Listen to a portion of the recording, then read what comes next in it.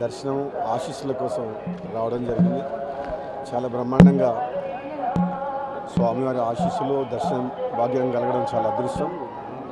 అదేవిధంగా ఈరోజు జూన్ 1 నా పుట్టినరోజు సందర్భంగా స్వామివారి ఆశీస్సుల కోసం రావడం జరిగింది.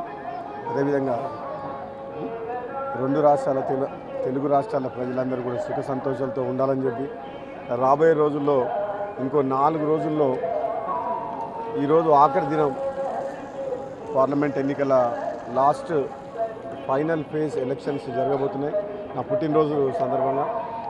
ఇదే రిజల్ట్ 4వ తారీఖు నాడు వస్తుంది. దేశ ప్రజల యొక్క భవిష్యత్తుని నిర్ణయించే ఎన్నిక దేశ ప్రజలందరూ, ముఖ్యంగా ఆంధ్రప్రదేశ్ రాష్ట్ర ప్రజలు రెండోసారి ఇక్కడ వైఎస్ఆర్ ప్రభుత్వానికి ఓటేస్తారా, మార్పు కోరుకుంటారా అనేది ఎంతో ఉత్కంఠతో ఇక్కడ ఈ ఆంధ్రప్రదేశ్ రాష్ట్ర ప్రజలు కూడా ఇప్పటివరకు ఏ సర్వేలో కూడా ఎక్కడ కూడా బయట పడటం లేదు. మొట్టమొదటిసారి అనుకుంటా ప్రజల నాడి తెలవలేదు ఆంధ్రప్రదేశ్లో. తెలంగాణలో బహుశా బీజేపీ కాంగ్రెస్ మధ్యన హోరాహోరీ జరిగింది.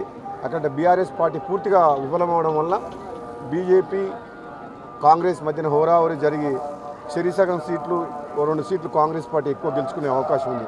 10 నుంచి 10 సీట్లు గెలుచుకునే అవకాశం ఉంది. తప్పకుండా భువనగిరి పార్లమెంటు నియోజకవర్గంలో కూడా కాంగ్రెస్ పార్టీ అభ్యర్థి చామల కిరణ్ కుమార్ రెడ్డి స్వామివారి వెంకటేశ్వర స్వామి ఆశీస్సులతోటి నేను పార్లమెంట్ ఇన్ఛార్జ్గా ఉన్న నెల రోజులు చాలా కష్టపడ్డాం. కాంగ్రెస్ పార్టీ ప్రభుత్వం ఇచ్చిన హామీల మేరకు తప్పకుండా ప్రజల్లో న్యాయం జరుగుతుందని చెప్పి ఈ మధ్యనే తెలంగాణ రాష్ట్రంలో కాంగ్రెస్ పార్టీ ప్రభుత్వం ఏర్పడ్డది కాబట్టి తప్పకుండా మా మీద నమ్మకంతో మరోసారి ప్రజలు ఆశీర్వదించి మళ్ళీ కాంగ్రెస్ పార్టీ అభ్యర్థి కిరణ్ కుమార్ రెడ్డిని కూడా గెలిపించి అదేవిధంగా మెజార్టీ పార్లమెంట్ స్థానాలు కాంగ్రెస్ పార్టీకి తెలంగాణలో వస్తాయని చెప్పి ఆశిస్తూ భగవంతుని ఆశీస్సుల కోసం ఇక్కడికి రావడం జరిగింది. Thank you.